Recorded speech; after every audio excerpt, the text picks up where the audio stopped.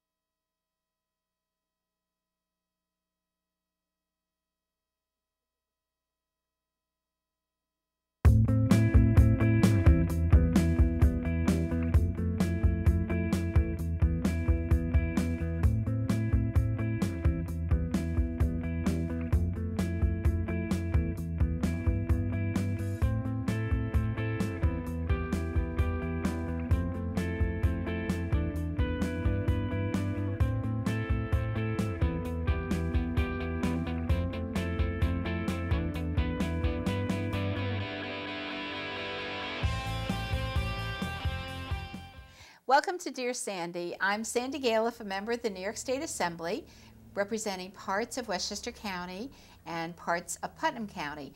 And today we're going to talk about just a wonderful gem in Westchester County that kind of reaches out all over. It's the Westchester Community College, and the Westchester Community College is in, well, I guess it's in Mount Pleasant, Valhalla. I'm going to talk with my, my wonderful guests. John Flynn is here, and you're the acting president of the Westchester Community College. Welcome, John. Thank you. And David Swope, my dear friend, who is the chairman of the Westchester Community College board. So we welcome you. Did I say Westchester County Legislature? No, I said No, the Community College. Community College. Okay.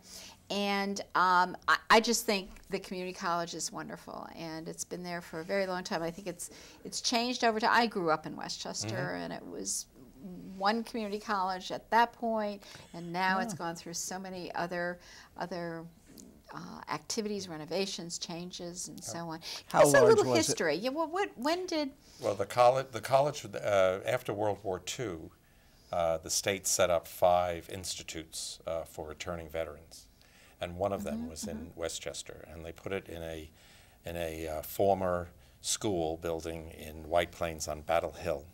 Oh.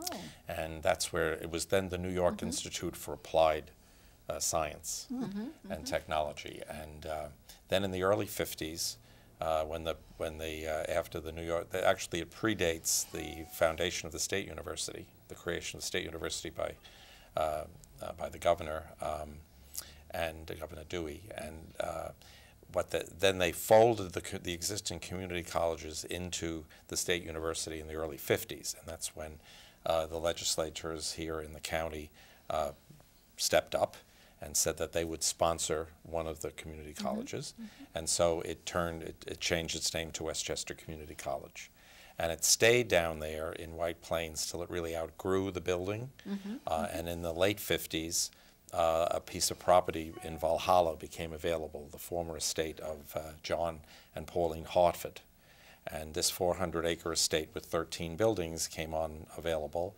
And it was decided to take a portion of that, about 220 acres, dedicated to a community college campus. Mrs. Hartford's pastime was golf, and so she had a 9-hole golf course. So the college is built on the golf course, or it was the golf course. Right. There's no holes or flags anymore. Right. So that was the start. And a number of buildings went up in the early 60s, and then there was a second burst of building in the late 70s, and then a few more in the 80s, and the last building that we just added was the Gateway building. But now it's a beautiful campus, and we've had a lot of help from the county legislators and the county executives over the year and the planning departments, making sure that the campus is a beautiful place to be. So we call ourselves the best kept secret in Westchester. Many people who live their whole lives in Westchester don't actually ever get to the community college, and so we're always sponsoring events on campus for the general public to have people come and see what we're doing. Right. So some 300,000 people a year come to the campus just for something other than classes. But we are the largest college in the county. We have 12,000 credit students and another 12,000 non-credit. More high school graduates in Westchester select this college than any other one college in America, which doesn't mean that most of them come to us. But if you take all the other schools, more come to us than there. And our three missions are transfer to four-year schools, preparing people immediately for the workforce, and finally community service and continuing education, lifelong learning. So those are the three thrusts that the college has always had, and we continue to do that now. And we are in our, we had one president for 25 years, Dr. Martin, and he retired, and then Dr. Hankin came for 42 years. So the college is getting to be 65 years old, but we've only had two presidents. And, That's amazing. And I'm just keeping the seat warm while I'm not a candidate for the job permanently. I came to the college myself in 1972. Dr. Hankin hired me when he had been there 1 year, so we know he's a man of good judgment. And so I've had a 42-year career at the college myself, but always with the faculty, except for the 23 years I was the dean. But I went back to the faculty after that. So the college itself is going strong. We are the least expensive college in the county, and it does provide families with the ability to provide an education, parents for themselves and for their children. It can be the first 2 years of a four-year program, much less expensive than the tuitions that some private and even some public universities charge. Close to home, when we have no dormitories, everybody's a commuter, but buses run through the campus and we have parking. And so it's a great, the classes are small, the faculty has won more distinguished awards from the state university than any other faculty of its size in the state. And people tend to come to Westchester and have careers that are 20, 30, 40 years long because they love being at the school and working with the students. You know, our student body tends to be, there's a large number of traditional age students, but we also have older learners coming back, people who want to change careers. And of course, in the last 5 to 8 years, given the economy, you know, normally in the decades prior to this, when there was a small dip in the economy, our enrollments would go up because people would be wanting to change careers. Now, of course, the recovery is there, but it's so slow that the job market is really very, very tough. And so we don't find as many career changes coming at the moment because I guess they're not sure what the next career path is going to be. But we have 40 different programs, and we prepare people in everything from engineering to nursing to liberal arts to accounting to cybersecurity is one of our newest programs, you know, in the computer area. So part of a community college's mandate is to reflect the needs of the community for education. And so we're actually set up to change a little bit more quickly than four-year colleges in terms of introducing new programs. And if they're successful, we do more of them. If they're not successful, we phase them out and try something different. So it's a very dynamic. How did you connect with David Swope? How did he? Well, David, how did you get connected with the Westchester Community College? Two ways. As you know, I'm a businessman in Jefferson Valley and in Briarcliff running health clubs. And I first really felt the effects of Westchester talking to kids, 18 to 25 or 30, and finding out what they were doing in addition to working at the gym. They were all going to college. They were all going to Westchester Community College part-time. And it was very interesting. I was so impressed by them because I went to a traditional college. My father paid the tuition, which was tiny at that time, but he didn't think so. I didn't think so. But here these kids were working a job, helping their parents, and going to school, and I was very impressed by their determination, but I was really more impressed by what they said. What they said was, we didn't realize what a good education we were going to get, and what great professors, and how much time they gave us. So that got me interested. Right, because we don't always know about the community college. I suppose if we don't know of somebody that's been there, you know, part of that is word of mouth. And when I started, I said I think it's really changed a lot over time, and the number of students that are going there, and I see in my office people will call me and say, oh, it's so expensive, my kids are going to school, and I will say, I reference the community college. I say, why don't you go there? It's a great school, and there are great kids there, great learning atmosphere. And they all feel, you know, that is a good thing, but they somehow have to know. Sometimes you always think you have to go way out of town. Well, I guess students sometimes like to get away from parents, right? Yes. And go off somewhere else. Sandy, I agree with you, and I think in these times, families are realizing that it's crazy to waste money. Also, we all remember the first year of college. Maybe we were ready, maybe we weren't ready. Right. I mean, it's sort of crazy to go off before you know what you want. And actually, people, I mean, some students are there without working, or most students most of our students work.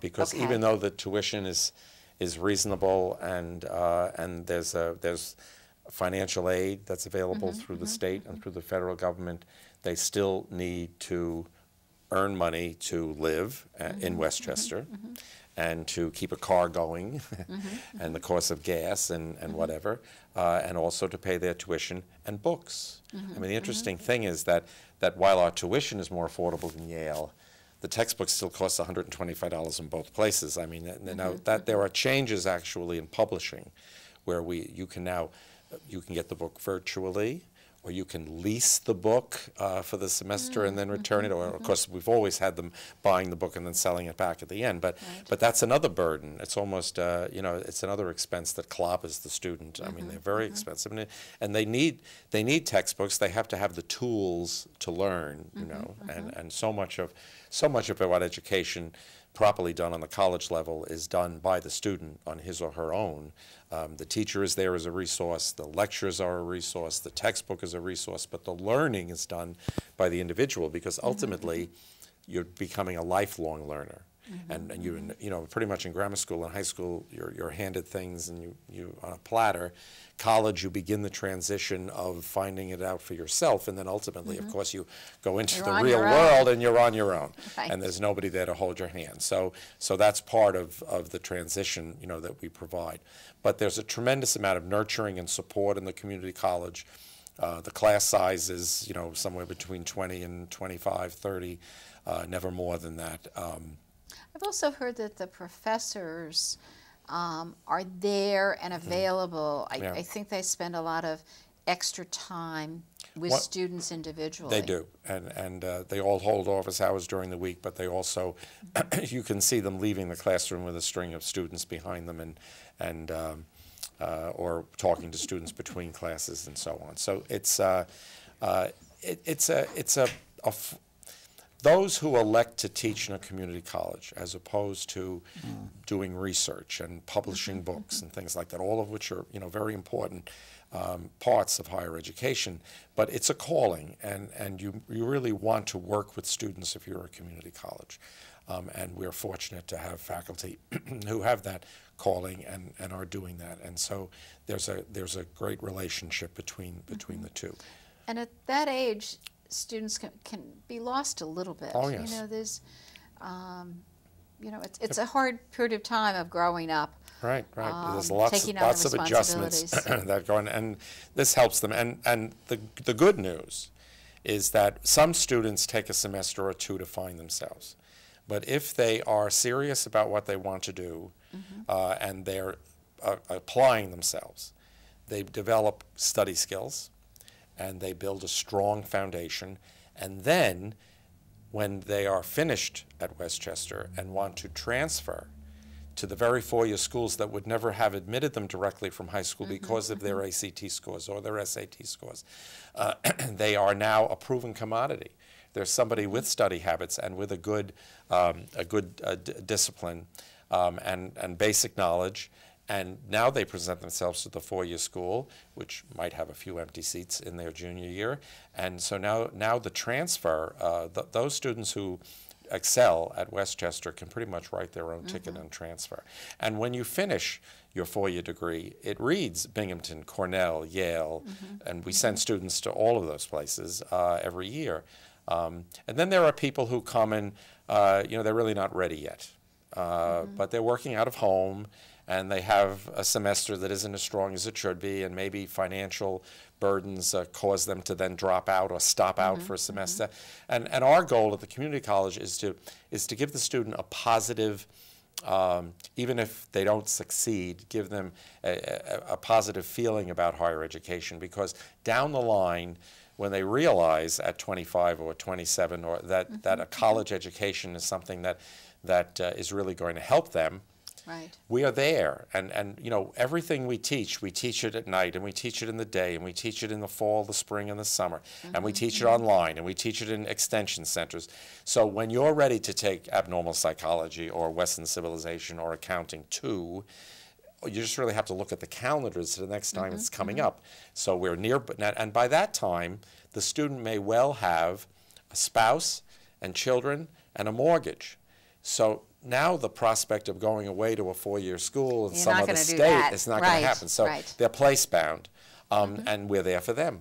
Right. So it's really, we just sort of keep reprising the same strong academic programs, and the student gets to stop in, stop out as life enables them to do it. So we're there. So we've helped many people on their road to higher education.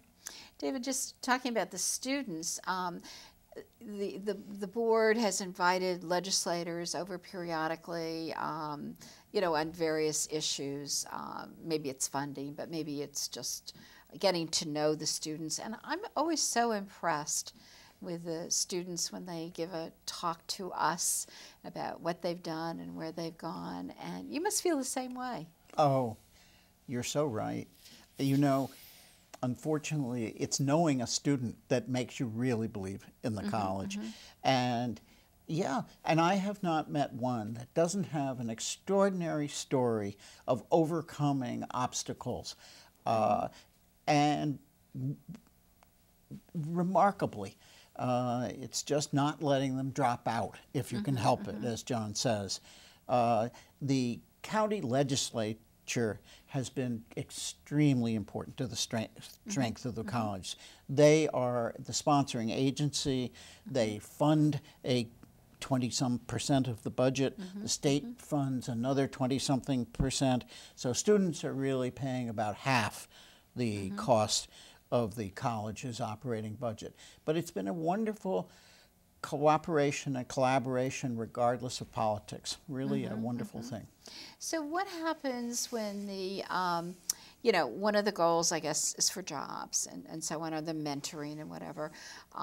For the students that are just going to be there 2 years and then go off to work, they may be working, but they might be going to something else once they've gotten a career choice or so on, maybe as opposed to the 4-year. Is there a mentoring that takes place during all that period of time for job development? Well, a number of our programs are built around placement. In other words, like the Human Services program. You absolutely, to get the degree, you have to put in a certain amount of time in a human services facility, program, agency, out in the public. And so they might work for a healthcare clinic? Yes, right. Or, and there's a whole protocol. Once the clinic accepts the students as unpaid interns, the payment is that they monitor the student on a series of activities and so on, and then the student gathers up information and does papers and so on, and that's a component. So we're also giving them an opportunity to, they may have always thought they wanted to be a daycare worker, or always thought they wanted to be a healthcare worker, but now they're actually in a setting where they can see if this is really what they wanted to do. So that's helpful. And insofar as those agencies, often nonprofit, have an opening, the student has a leg up.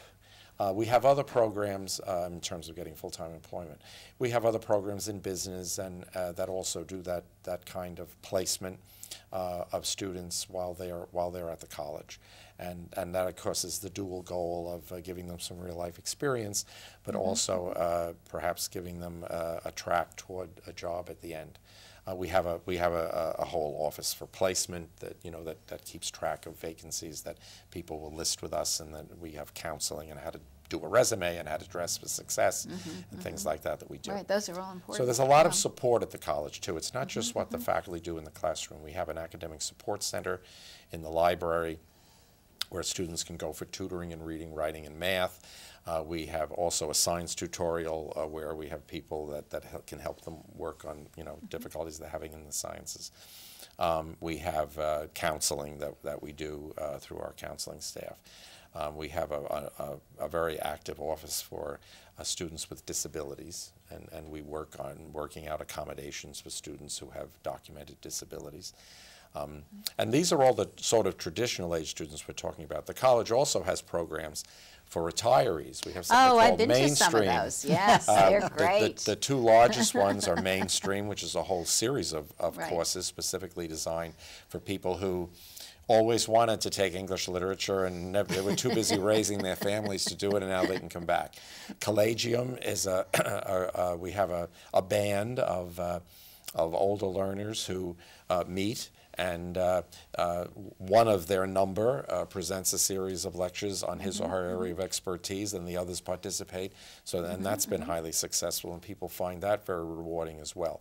There also is it used to be $8. I don't know what it is now. It might be a little bit more. But there actually is an ability for somebody over 55 to come to the college and take any course that still has a seat in it by just paying this one flat fee. Now they're audited, so they don't get credit. Right. If they want to insure a seat, or if they want But it's to, for that person who always wanted to take English literature. Right. Well, and I teach history, and for me to have somebody who was a World War II veteran or a Korean War veteran in my classroom while we're talking about Europe in the 20th century or United States in the 20th century, they become a resource for the other students in the room. So that's another interesting aspect of, not that doesn't exist in other colleges as well, but it does exist at Westchester too. Right. Well, it's continual learning over your lifetime. Yes, it is.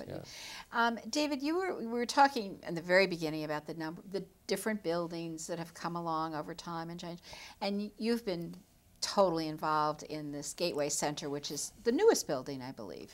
And that actually is how I got involved in the college. You said originally why, and then I got involved in the foundation, the Westchester Community College Foundation, which is a group of citizens in Westchester who each year give money for for scholarships primarily. But gosh, 8 or 10 years ago, the college wanted to do two things. They needed extra classroom space desperately. They also wanted to consolidate all of their programs that were concentrated on helping newcomers to the county and to the area get to college, learn English, and begin to be part of the educated community. They wanted to build a building called now the Gateway Center. The state and the county funded a part, but it was short. Right, very short. And the foundation raised a third of the money necessary. And the nice thing is, it's a gorgeous building. But the really best thing is, it's a wonderful program that it now it's inhabited. It's wonderful. So that's how I got involved. That's how you got involved. That's been operational for maybe 4 years? I can't remember. Probably 5 now. 5 years. I'm 5 years now. Right. So many students have been through that, through the college, going through the programs there, and become really a part of. Well, we have the ESL program, the English as a Second Language, is our English Language Institute. They're located there. The modern language classes are there. But we also have classes in citizenship programs to prepare people for becoming citizens. And also the concept behind it is also to be in touch with other agencies in the county that serve immigrant populations and to provide them with opportunities to bring programs in or lectures or whatever. So it's again, there's there's a symbiosis with the community. You know, I think always the entrepreneurship program's there, yeah. isn't it? And also a new program in fashion technology or fashion design. I'm not sure which it's called. That's located in that building as well. Yeah. So these were areas that we thought immigrants might be interested in getting involved. Our business program, for example, is housed in that building as well. So students from all over the campus come to that building to take their business classes, but those who are there for English as a second language and so on, you know, they can take them there as well too. Right, it's wonderful. And you were talking, David, about, you know, raising dollars and so on. There is this foundation. You're the chairman of the board, Right. but there is a foundation Which is for the separate. community college, and basically they're trying to reach out and get people to come and support the community college, right, in lots of different ways. In lots of different ways, and that has turned out, I think that's going to be increasingly important. The days when government can just fund everything don't seem to be with us. And so as you get sponsorship and help from individuals, from businesses, from other community organizations, I think it's going to be an increasingly important source of keeping the community college lively and innovative and all those things. It's the second largest foundation in the state university. David was too humble here. It's the goal. The present goal is to give $2 million a year in scholarships. So far, we're already giving more than $1 million now. So these are students who are paying a limited tuition, have state and federal aid, and still need more support. Need more money. And that's where the foundation comes in. And the foundation has been, it's always had the goal of raising money for scholarships. It also has the goal of raising money for faculty development, which is very important as well. And it's something that, you know, when dollars are limited, what's the first thing that's cut? Well, a faculty member going to a conference. But are they going to learn, if they're with you for 20 years, is that a resource that's being renewed by going to these conferences? So that's important, and the foundation supports that. And then the last piece was a very big one, and now they're into bricks and mortar as well. So they're helping us build the buildings we need. Right, it's wonderful. I would just encourage anybody who wants to get involved with the community college to help financially and so on. And it's just such a great place to be on like on a college campus as an older person. You know, Sandy, you remind me, we have tremendous opportunities for volunteers. Many people do mentoring and counseling of students, and maybe they are conversation partners with somebody who's learning English. I actually have a friend who, there was somebody there that wanted to learn, or she was French, but trying to learn English. And my friend went over to be one of those conversational partners. It's great. And for the student, they may learn English, but they learn so much from you as a long-time Westchesterite who knows every kind of thing that they don't yet know. Right. No, that's great. So there are a lot of people that do. How do they connect? Is there a general? We have an office of volunteers that marries up the students from the. Any student that's interested can apply, but the English as a Language Institute also has arrangements. And then as people are interested, they can contact the foundation and assume that role, and then they're scheduled with the students by, we have some people that do that. Right. Well, I would encourage everybody to go out and be a real cheerleader for Westchester Community College. And you have been students. For years. Yes, you I have. have been. I am such a supporter. I think it's a great way to get an education, to be able to get somewhat of an affordable education, and with great programming. And when I see those students on the college campus or at events that we're invited to, I am always impressed. And well, John, thank you for your support children for have so been long. There for different reasons. Yes, both my children took coursework at the college, but my daughter was at Binghamton, and she needed anatomy and physiology in the summer, so she came and took it there. And my son was, when he was at Cornell, he spent a semester at Westchester. So yes, it's we've had the whole family's had a wonderful experience, and it's been a great place to spend a career. Good. And now I'm acting president. Who thunk it? Who would think that? Yes. Well, John, lots of good luck. Thank you. Thank you very much for being here. And David, keep up the good work. in your new role Pleasure. as chairman. It's Yes. really great. It's easy when John does the work. Right. Anyway, I want to thank you both for being here. And if you have any questions at all that have come up about our discussion today about the community college or anything else on your mind, just don't hesitate giving me a call at 914-941-1111. Have a wonderful evening. Thank you very much for watching.